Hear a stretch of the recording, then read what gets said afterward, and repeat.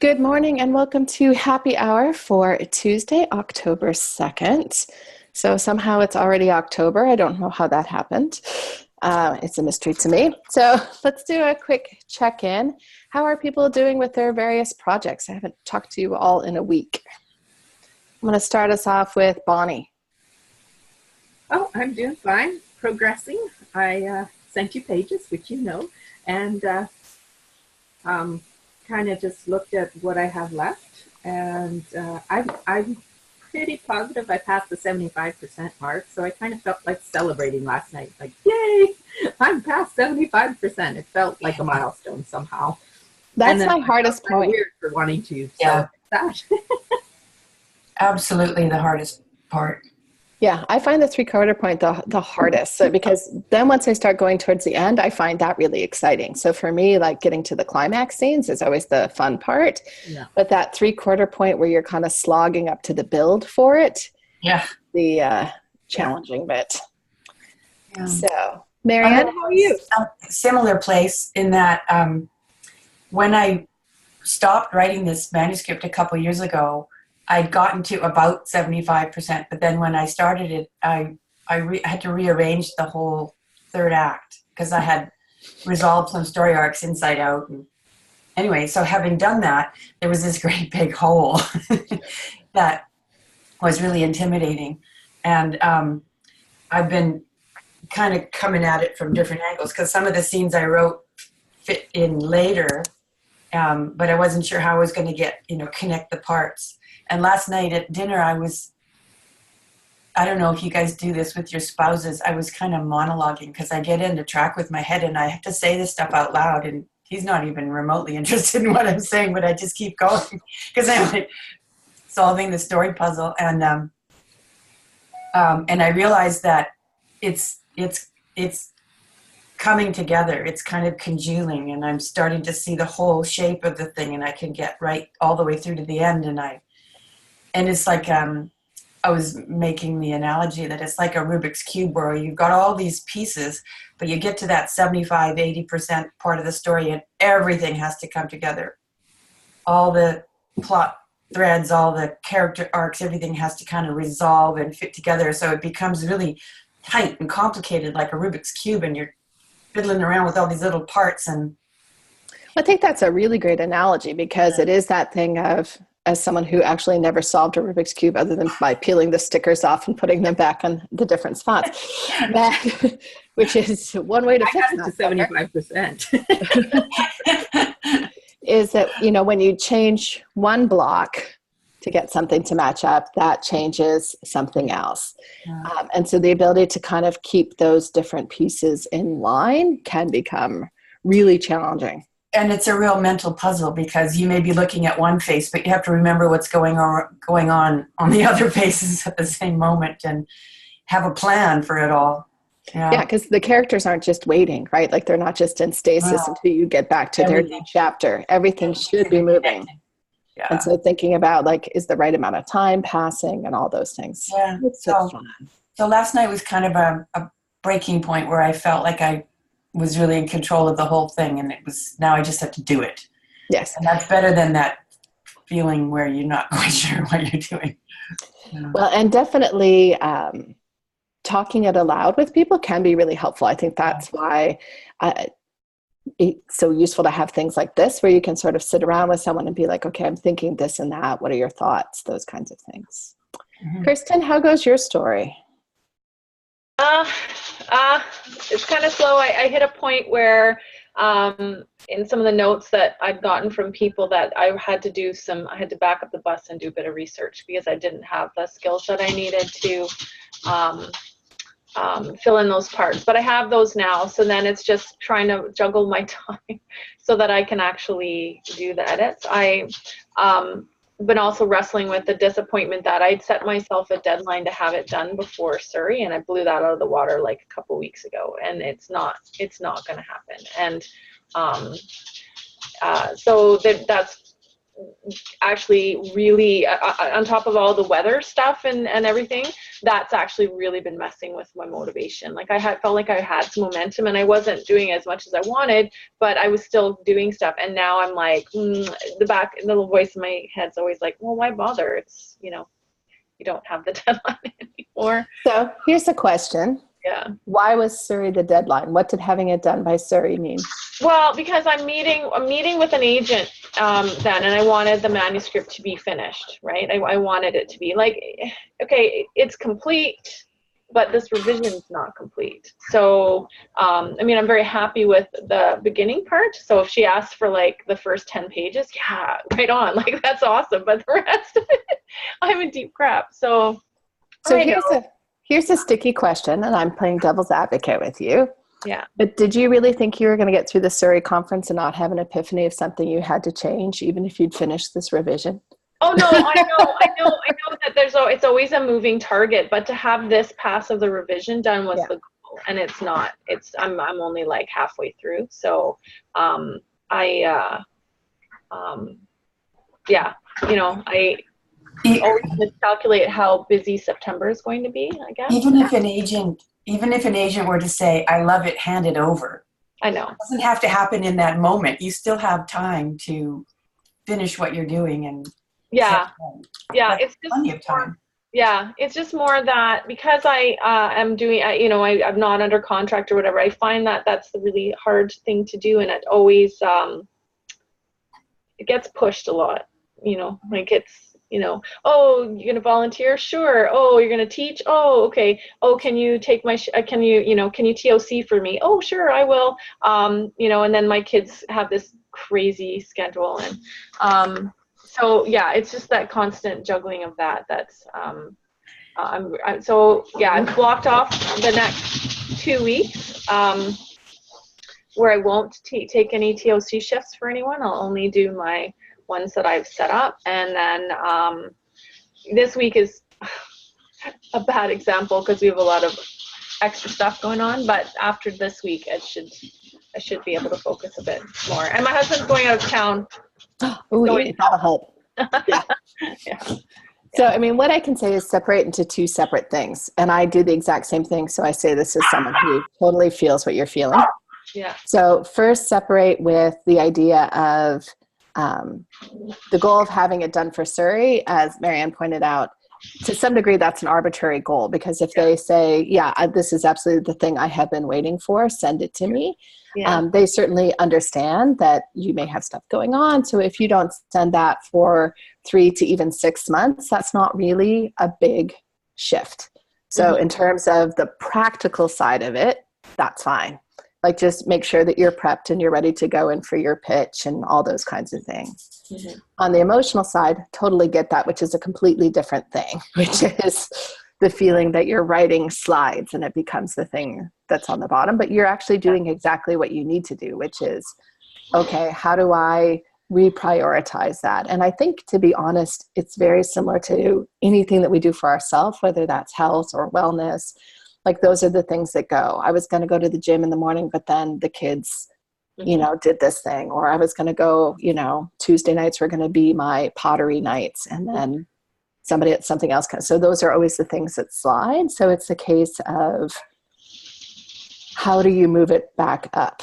And let me look up. I read a book this past week, which I am loving. And I am recommending to everyone. So let me find the title, because I will screw it up.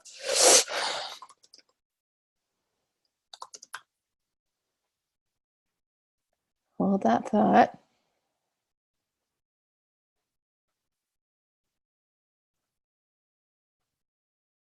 Okay. Are you guys ready to write this down? Because it's a life changer. It is called The Life-Changing Magic of Not Giving a Fuck. How to stop spending time you don't have with people you don't like, doing things you don't want to do. So the author is a woman named Sarah Knight. And it's a very interesting book, because I think she sort of nails, well, one, if you don't like the F word, it's going to drive you crazy, because she's quite fond of it, as you can tell by the title. But she has you even set up, one of her things is that you have to set up a fuck budget. So her argument is that you only have so many to give. So where are you going to give them, and how are you going to do that? And it's around helping you evaluate when you say yes to things. And this is something for me that is really bad, is I say yes to things in part because I do get a little jolt of joy from being that helpful person. So I am that person that everyone is like, oh, is there any way you can make cookies for tonight? And I'm like, okay. Because I like to be that person. And two parts, which I think is maybe a little more common for women as well. We like to be liked. So we don't want anyone to ever be angry or mad at us. So we tend to take on things versus understanding that people do sort these things out. So reprioritizing and saying, yes, I'm going to make myself and my writing a priority is, I think, a constant battle. So I think you're doing the right thing, which is, okay, this slid, I didn't get done what I wanted to. September is like that. I'm going to forgive myself because that's over. Can't change it. So what can I do between now and the Christmas holidays? Because Christmas is going to be another time where, let's be honest, stuff isn't going to get done that we want to get done. Yeah, I actually volunteered on Sunday, and the one that I got. Of course you did. Yeah, was Denise Jeeden, and she actually said that Warren Buffett has a YouTube video, and this would probably be more your book would be more entertaining, but in this video, he said you make a list on a monthly basis, actually, of 25 things that you want to get done. You prioritize the top 5. And that's all you do, and the rest of it is left, and you don't look at them until those 5 are done. Like so, and then the idea of monotasking, because the multitasking is killing me. Like, oh, I'm gonna do some laundry, and I'm gonna walk the dogs, and I'm gonna clean the kitchen, and I'm gonna do my writing, and I'm gonna plan for my thing. I'm gonna catch up with my for my day at school, and I'm gonna catch up with the emails, and so it's on and on and on. And I'm spending these like little micro bursts of time on things, and I'm not getting anything done. And I think that's one of the things that really kills women and their productivity and their own goals, because we have all these things that we're always juggling and we're always thinking of the other. But I think quite current brain research shows that multitasking isn't even a thing. It destroys your focus and your productivity, and it certainly interferes with your any hope of getting in the zone from a creative perspective, right? So it's all about monotasking. So Buffett obviously knows what he's talking about. Oh, no. I think one of the things that I think works really well, and I think all you guys have really enjoyed the writing sprints for that kind of dedicated writing time, is you can do that with other things. So I have also taken the habit, like, there's all these things that need to get done. So I would look at the clock and I'm going to be like, I'm going to spend the next hour getting as much of the house clean as I can. And at the end of the hour, I'm done. It's a cleaning sprint. So, loads of laundry go in, kitchen gets wiped down, whatever can happen, happens, and then on to the next thing. And that can sometimes sort of help with that. Christy, you catch us up. What is up with you? Hi, everybody. I'm so glad I came this morning, because I really was not going to come, because I thought, crap, and F word, F word, F word, F word. I have done nothing that I said I was going to do. So I'm listening to Kirsten and I'm thinking, yay, I'm part of the party. So I just feel so good coming here, and you guys inspire me so much, and I haven't done a crap thing on my story other than go, is this the end? I don't know. I don't think so. I think I have to move this up into the middle of the story, because I think the end is different. And if you're having a hard time getting back into a story, if you've been away because of doing other things or whatever, sometimes you almost have to trick yourself into it because it feels too overwhelming, like that's too big of a project to take on. So to say, I'm going to open the document and just read it. Yeah. I'm just going to read what I have written. That's all I need to do. If I do that, I am good. And then what you'll find is often then it starts to spark a little something, and then it becomes, I think it's sort of like going to the gym. If you haven't been going, the idea of like running a marathon feels like impossible, but it's like, okay, I'm just going to go. Yeah. I'm going to go to the gym and walk on the treadmill for 20 minutes. And if I do that, I can go home and, veg back out. But the not going makes it really challenging. Yeah. And I think sort of like Weight Watchers, and I do go. Occasionally. Yeah, it's that checking in though. So even coming here, I think is important. And I thought this morning, oh no, I got up too late, and I thought, just make your friggin' smoothie and get on there, and they're not going to judge you. In fact, they will inspire you to just do it. Effort. So yeah, but I'm glad I'm here. Yes. So yes, I highly recommend the book. Everyone should check it out. I have a weird thing that I do to trick myself because I don't know that I'm OCD, but I'm kind of probably typically obsessive about all those dutiful little jobs, whether it's food things or cleaning things or laundry things or whatever, or just not being able to walk through the house without stopping to straighten and tidy and pick up, and just kind of rides you, right?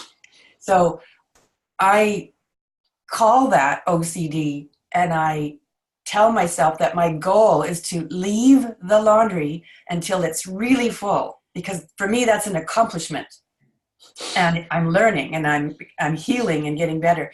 So every time I walk past the laundry basket and it's a little bit more full than it was before, I think, really doing well. And I do the same thing with a few other of those jobs that just kind of suck you away, right? So I try to make a goal of leaving it. It's a good thing. Put it behind you. All right. So does anyone have any specific questions? Otherwise, I'm going to tackle subplots this morning. Weren't we going to do titles? We can do titles or subplots. I can do one this evening and one this morning. So what would you rather? Are you going to be there this evening? Because we get one and one the other. So you have your choice. Fine. Either one. Maybe other people have a preference. I could I think I could sort of use a subplot chat at the moment. Yeah. Based on what I'm trying to weave in. Christy's nodding. So we will chat subplots and we will chat titles tonight. So it's a double whammy Tuesday. All right. So just in general, I think people know what subplots are, but we're just going to kind of start big and kind of work our way in.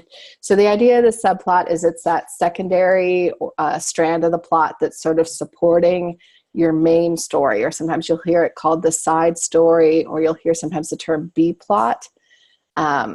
They may connect to the main plot, but they often are involving sort of supporting characters other than the protagonist and the antagonist. So it's usually bringing that in. So what makes a subplot work? Does anyone have any thoughts on this?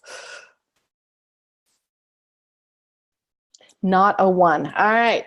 So the first thing we're going to tackle is whether or not your subplot needs to be involved with your main plot.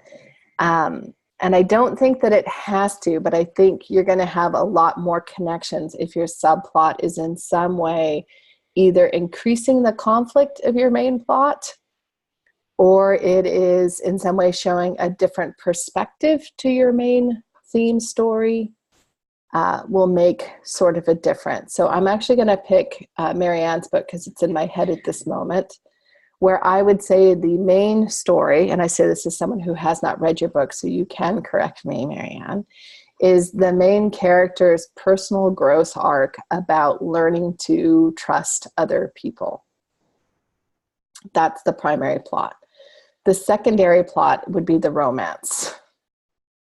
So the romance is part of the way that she's exploring that, but I think the main plot is more of the Cyrano de Bergerac kind of story that is happening. So she thinks the story is about A, but B is what's going to actually teach her what the story is about. Yeah, that's fair. And that's typical of my books, where the heroine's growth is the thing that allows the romance to happen. So that is yeah. And romance is a really common subplot. The second version of that is the non-sexual romance, but the buddy subplot, where there's some kind of friendship story or something that is happening, or some kind of complication that is also going on to that kind of thing. Or sometimes it's a secondary character, so it's their story. So you're getting someone who's not your main story as kind of your subplot, as kind of a secondary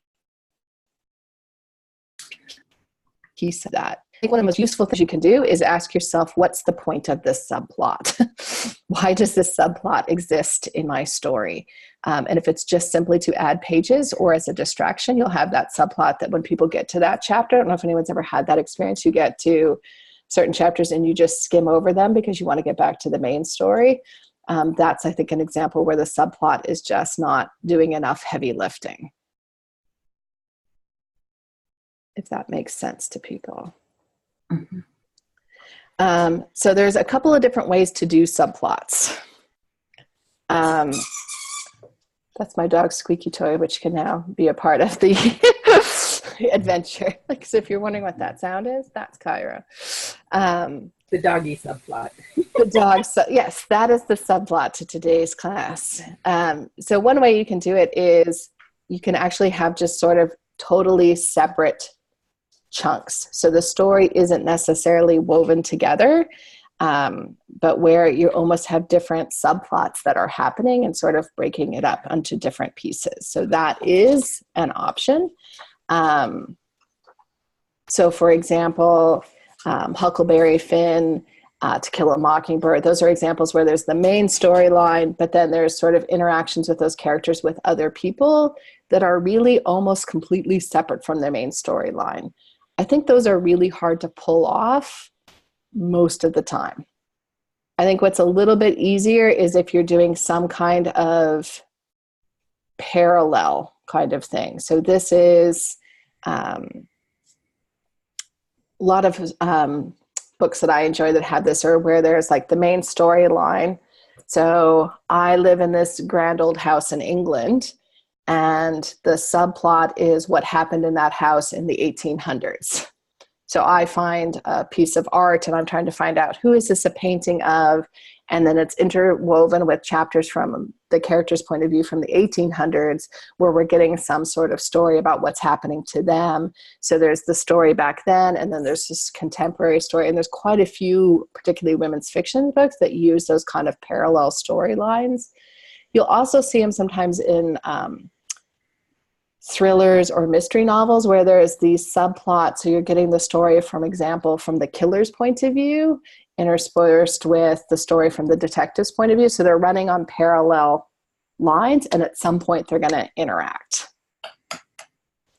And then, of course, the third one is the idea of where you're weaving it back and forth, where things are happening at the same time, where we're getting that kind of, this happens, and then we're getting a little bit from this B storyline, and then back to the A storyline, and so forth. So we're kind of going back and forth, and you're just weaving them together. So sometimes when people are doing that weave together kind of situation, what they actually do is almost write out two stories and are looking at how to sort of cut those two together. Bonnie, how have you decided to go back and forth between the dragons and your humans? Well, my issue is usually too many subplots and they want to take over.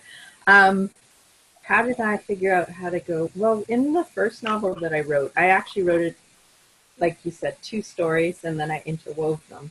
And when I was drafting this one, I didn't want that to happen. I wanted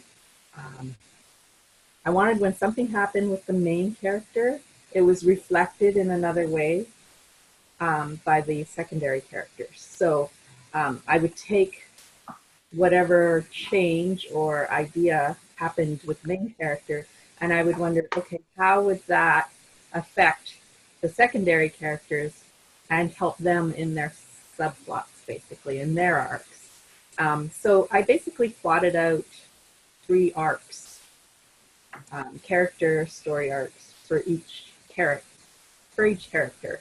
And then I found points where they were having the same change happening. So I was trying to interweave them by what change was occurring, if that makes sense. No, it does make perfect sense. I think one of the interesting ways to think about subplots is to pick a time in your life where something fairly important happened. So the birth of a child, we're going to do that. All right.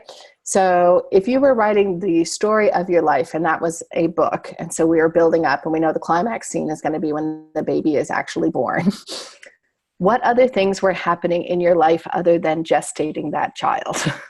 So were you having complications with a friend where maybe the friend was single and so there were some disagreements around, like, do you have enough time for me? Those kinds of things. There might have been the subplot of what was happening in your marriage. How was your marriage changing with the addition of a child coming on? Or there might have been a subplot of your existing older child who's now having to learn this idea that I'm going to be a big brother now, and so I have to take on this other person. And there may have been the subplot of how your work was going to handle this change and what was going to happen with work. So thinking sometimes, I think when we think of our own lives, because we don't think of our lives as having subplots, right? But there are definitely different times in your life where you're focused on a particular thing.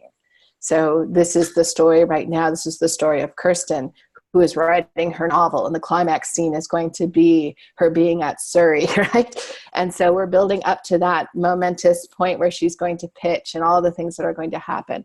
But there are all these subplots that are happening in her life. And then thinking about, as you were saying, Bonnie, how do those interact or impact the main storyline? So again, if we go back to the idea that we're writing the story of this baby being born, this is a women's fiction novel about your, first child, blah, blah, blah.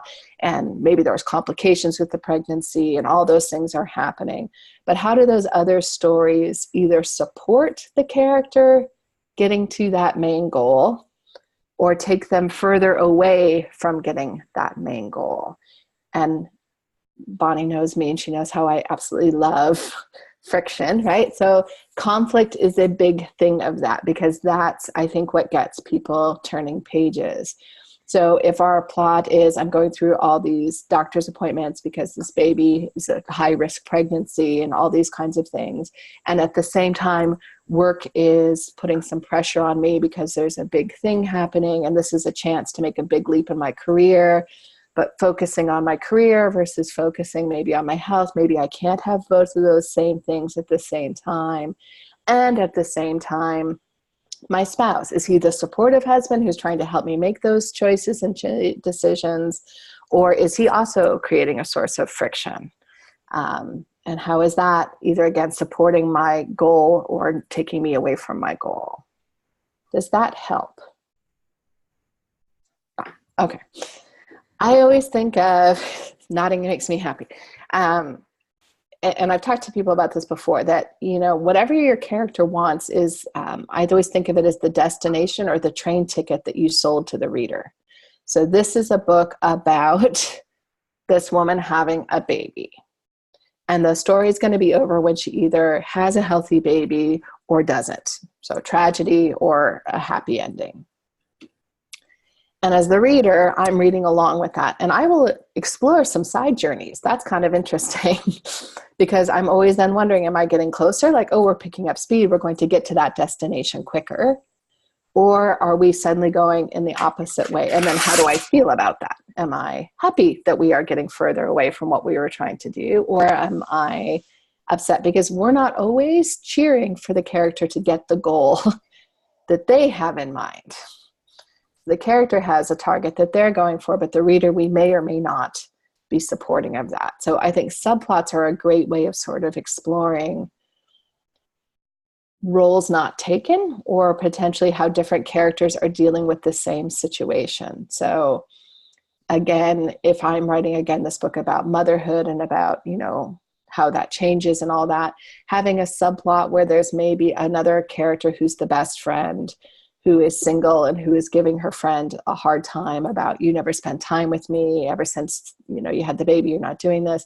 And the subplot is that that person's maybe actually going through infertility, or there's something that's going on for that character that is exploring how do women cope with that aspect of things as a different way of seeing how our main character's going through it. So that can be a nice way of sort of turning that around, if that makes sense.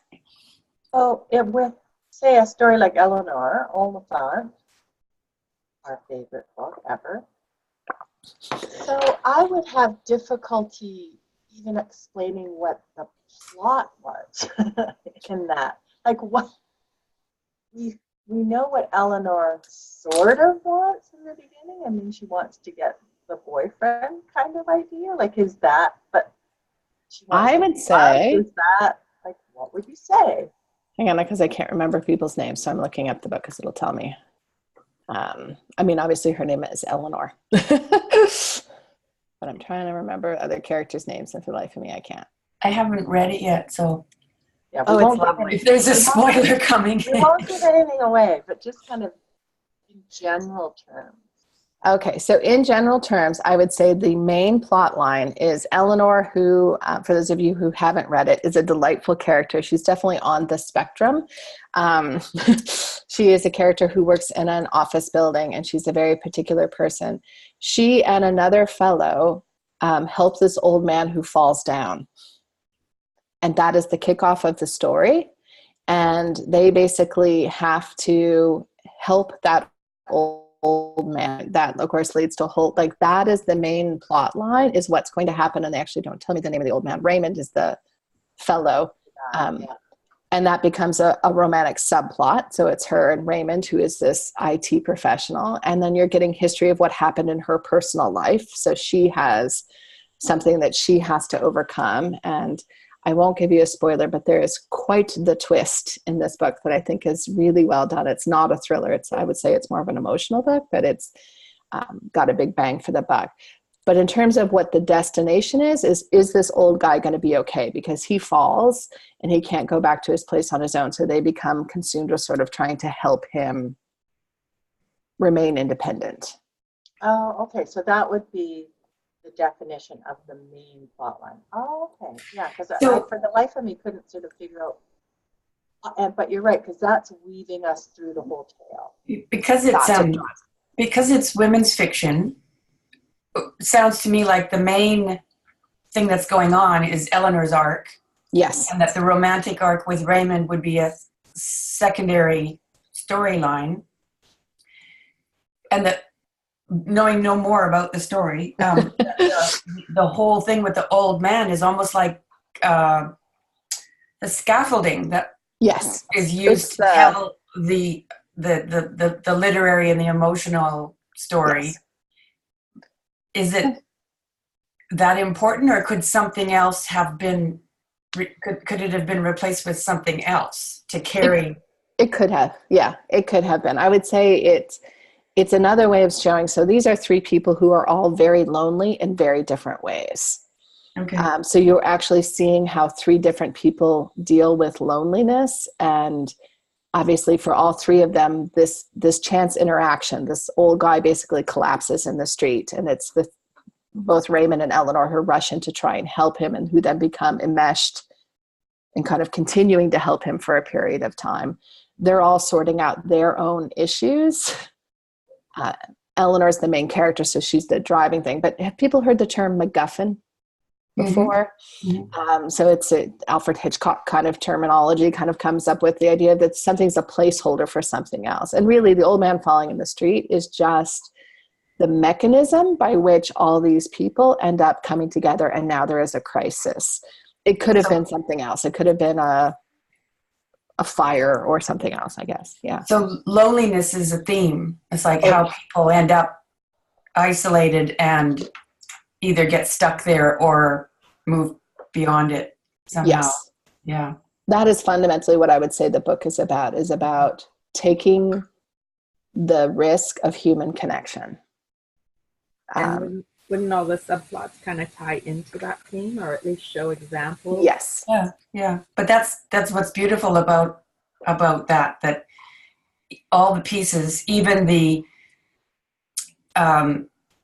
incidental, like the inciting incident that triggers the initial contact between these three characters, however random it might seem, is planned out to facilitate this learning, this transformation on the part of, I presume, all three characters. Yes, they all change and grow as a part of that.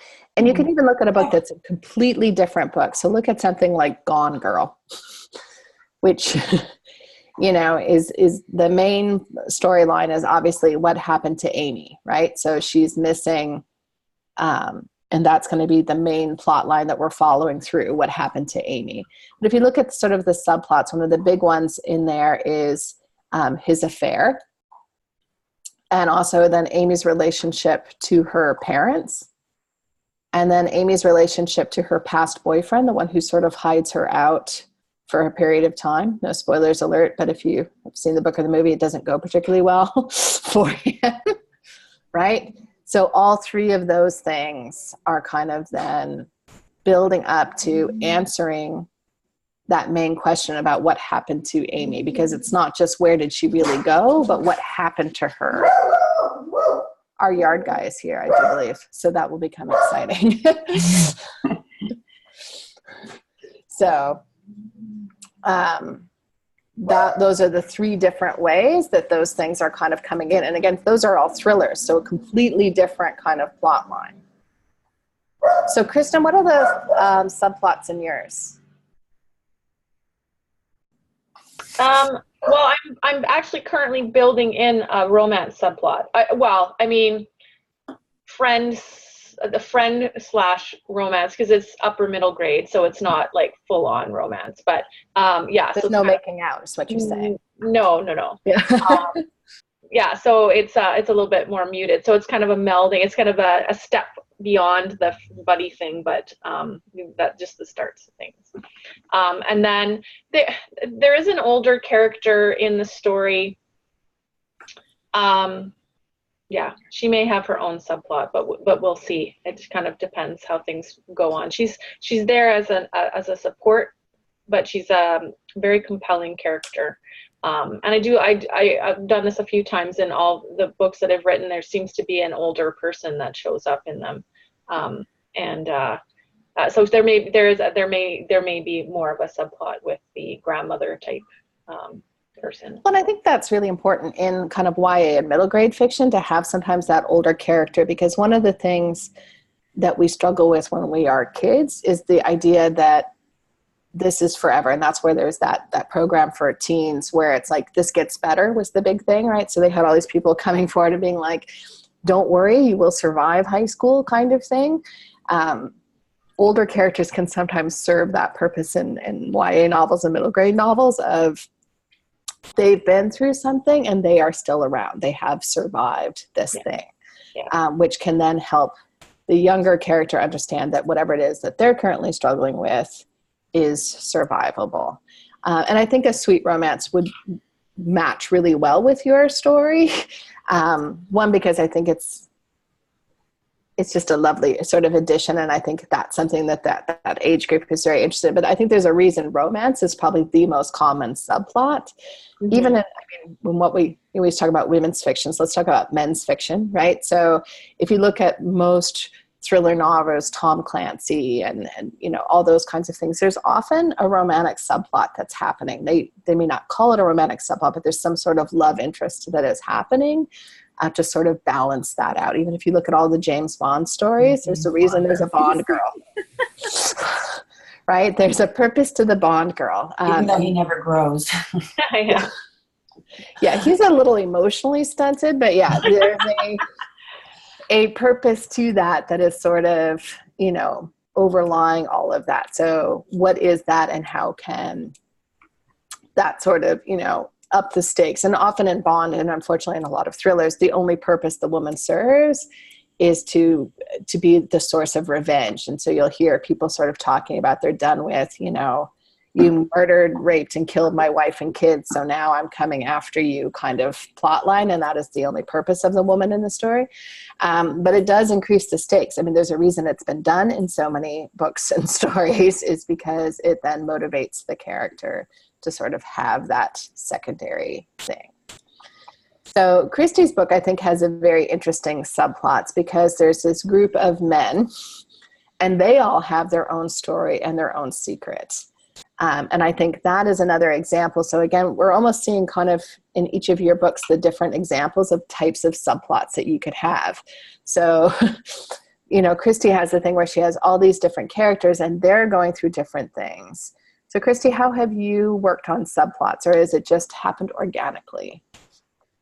No, I think the subplots almost came first in a way, because I really wanted this to be a story about Sam and his friend and what male friends do or don't do together or tell each other. So it was about that kind of male relationship that I find interesting. But I knew that that wasn't necessarily the main story. And yeah, so I would classify all of those relationships as subplots for sure. The catalyst is the arrival of the old friend. But if I were to say, yeah, what is this about? Well, it's, yeah, how does Sam deal with his loneliness? How does he get through the death of his wife and move forward? And so he has this group of friends, and he has his two daughters, and he has, you know, then there are, you know, subplots, you know, Maureen, the crazy lawyer next door. I mean, you know, like there's all different kinds of people that I think help him on his journey or don't help him on his journey, which is the more interesting part to me. And they're not necessarily honest about it. But the part that I'm in now, where Sam is in the hospital, and initially I thought, oh, that's kind of the end of the story. Well, no, it's actually the middle of the story now. And so some threads are starting to come together.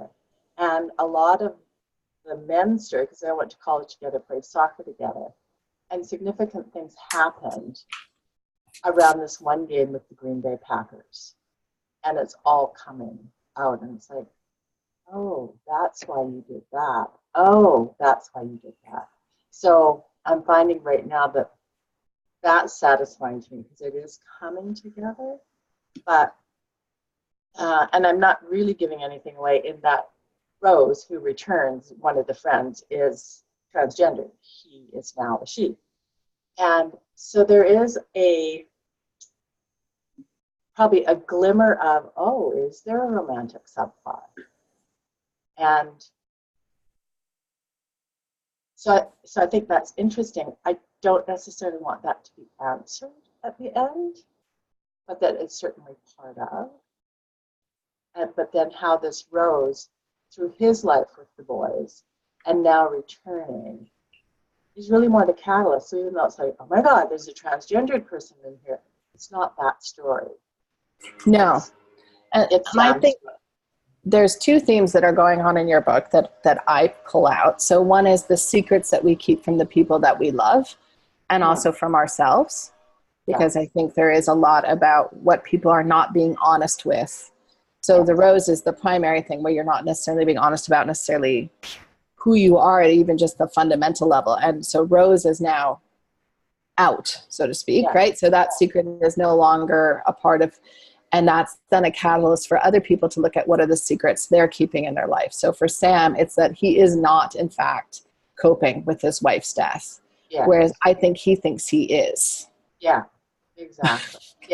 And he, I think, like, you know, any widower, especially when you have kids. I don't have kids, so I'm making assumptions here. But certainly with Sam, he wants and needs to look like it's together for his girls. Yeah. And his girls even know, Dad, like, you're not together. Right? The girls know the truth, yeah. Yeah. But I think that's the interesting thing is, and again, pulling through for other people, is there are those two different things that are happening. So secrets, loneliness, and how each of those characters are dealing with that kind of loneliness issue, are all then going back to show different ways that Sam is dealing with that or not dealing with it, and what Sam then has to figure out in order to take that final step, which will be his catharsis at the end of the book. So that's a way of using subplots as a way of sort of showing either aspirational, so like Kirsten's talking, where you might have an older character who has survived, so it's an aspirational thing for the character to sort of see, like, that's where I'm going. The Rose is a bit of that, because the Rose now owns who she is in a way that she hadn't been able to do in high school. And his friends, his male friends, kind of serve as that maybe not all the way coping, or coping in some ways but not other ways. So that is a way to sort of set that up in that sense. That makes sense? All right, so hang on, let me peruse my notes. Make sure I've hit all this stuff. I actually write this stuff down, you guys, believe it or That not. reminds me of a guy who was a contractor on a house renovation we were doing, and he was this lovely, charming man, and he had 4 or 5 kids, and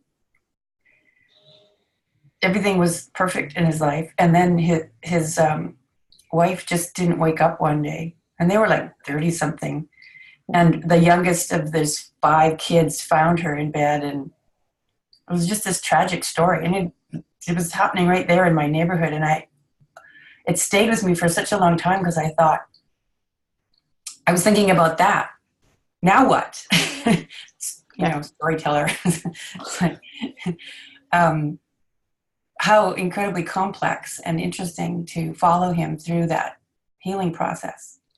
Well, and I think that for us is also as storytellers is always that interesting point to back up and say, which part of this story am I choosing to tell? And I think that sometimes when we have creep is because they're all those things. So you could tell the story of your neighbor where the opening scene is that she doesn't wake up. And then this is a book about, his recovery from that. And then at what point do you end it? Like, what's your final scene? Because of course you're writing it so you can make it when he falls in love again, or when you can decide what that point is. Yeah. You can back it up and you can have it be that it is a love story and the crisis scene is that she doesn't wake up and then he has to resolve how he feels about that. Like, there are different snapshots. A not uncommon take on that, and I can think of a few examples. I mean, there's a lot of women's fiction where husband's away on business and then he doesn't come back. Turns out he died in a car crash with his mistress, something like that. Or the husband who had 2 other families in other towns. Like, there's that kind of thing where the death of the spouse is the catalyst for a process of discovery about the fact that the life you thought you had wasn't what it was. And there's another movie that I enjoyed, and I can't remember the name of it. I think Jennifer Garner was in it. And she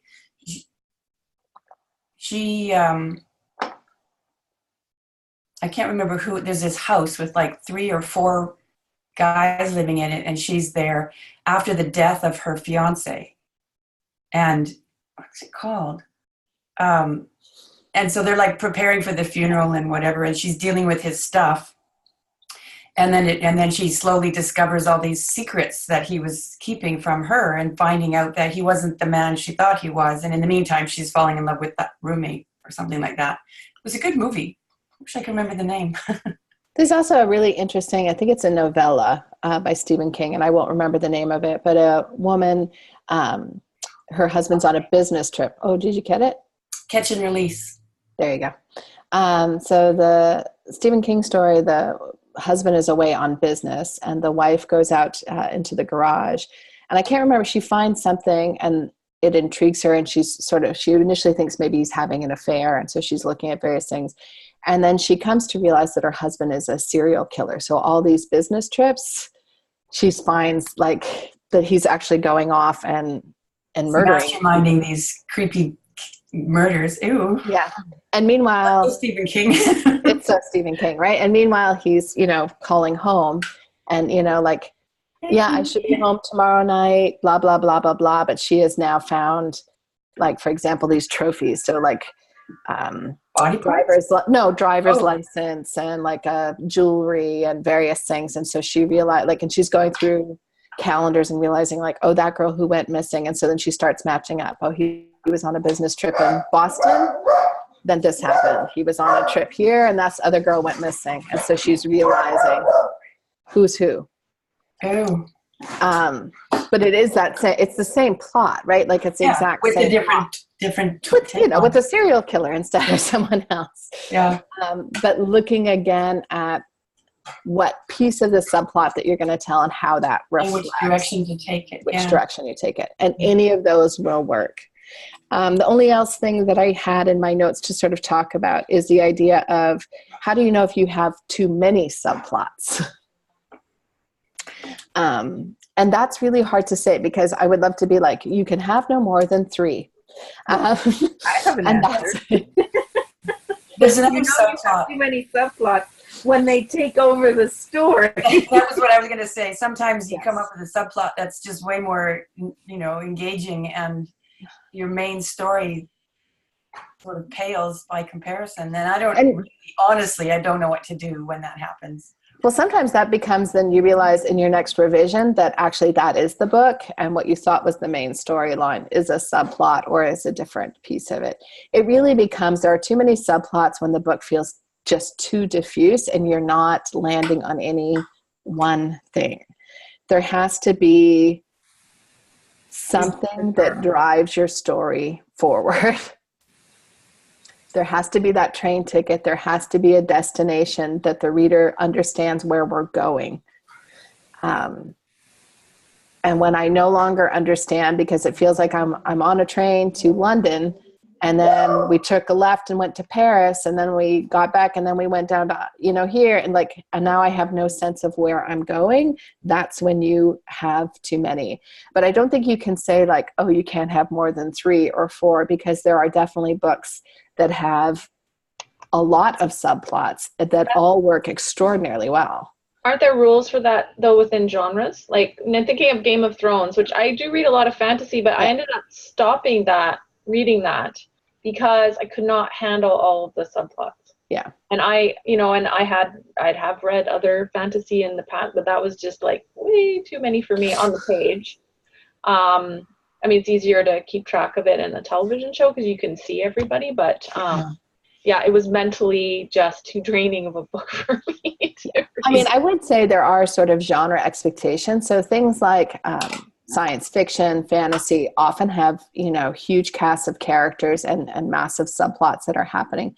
Historical novels often tend to have also a lot of subplots that are happening because there's a historical event, and again, often a wide range of characters. But you can even look at a book I don't know if anyone's ever read, if you like historical, Edward Rutherford. So he writes, one of my favorite books by him is a book called Sarum, which is the history of Sarum is the original name for London. So the book is a big fat one, and it covers, give or take, 900 years. So it starts with Romans. And so you're actually following one family line.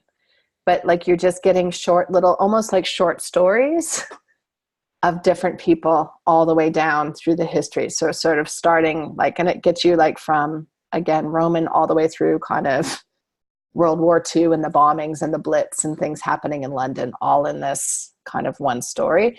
But the train ticket this is a history of a city. That's the story that he's telling. He's not actually, it's a very rare thing where it's not the characters. The character is the city of London. And he's telling that story through these different people and just getting a little snippet of each of these little different time periods. But historical is another one where I think you'll see multiple sort of subplots. Really short traditional romance, so something like a Harlequin, there is maybe room for one subplot. It's primarily a one plot, and they tend to be very short books as well. Is anybody watching Maniac on Netflix? No. Bonnie is. Yeah. Bonnie's nodding. Yeah. Yeah. Does it have a lot of subplots? Yeah. So I think one interesting way, if you're struggling with subplots, is to think about how it's done. So I've told people this before, a really great exercise that I did a few times with a couple of different books is take a book that you really like. So for example, one of the books that I did it with was Gone Girl. And I made an index card for every chapter. So I would put on it chapter 1. I would put who is in that chapter. I would put kind of when or where that chapter happened, which is more or less important depending on the book. And then I would just do bullet points of kind of what are the main points. And then I outlined them all on a table.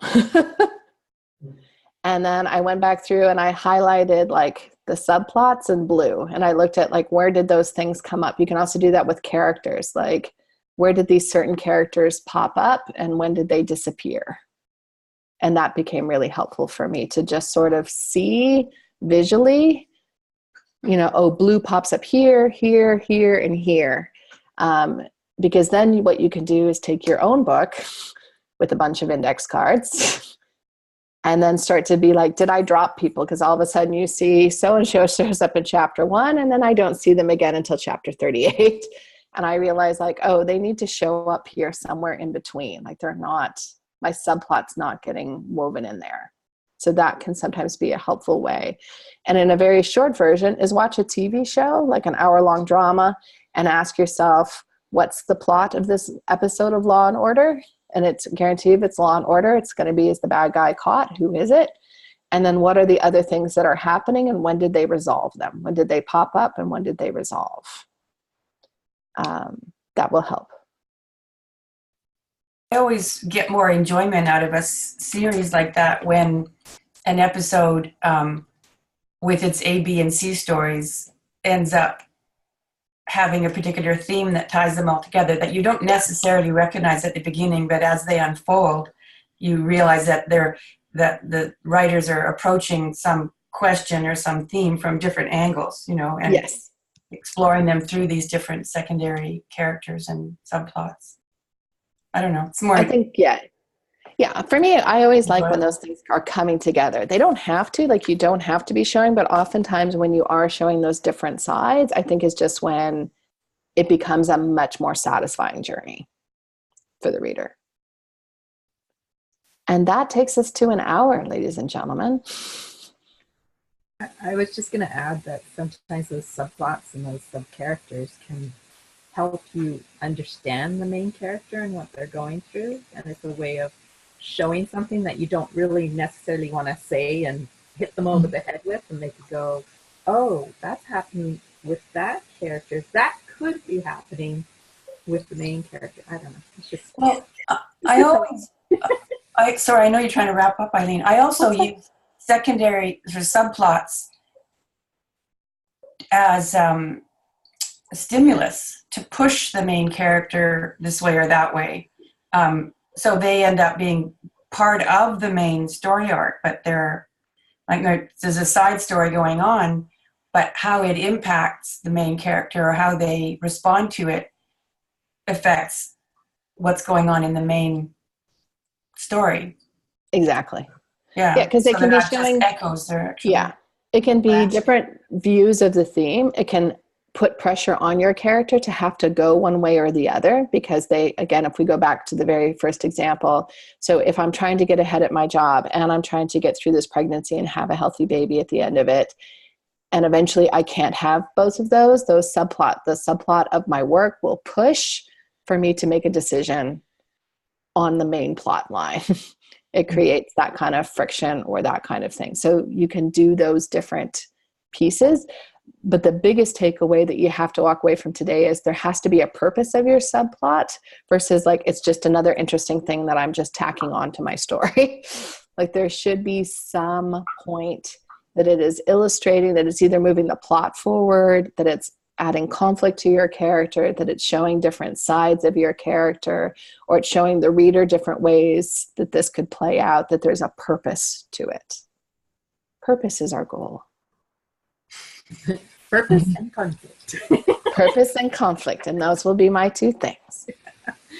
All right. Well, I hope everyone has a good day. I will see some of you possibly this evening, and we will tackle coming up with the title. Bye. Bye. Have a good one.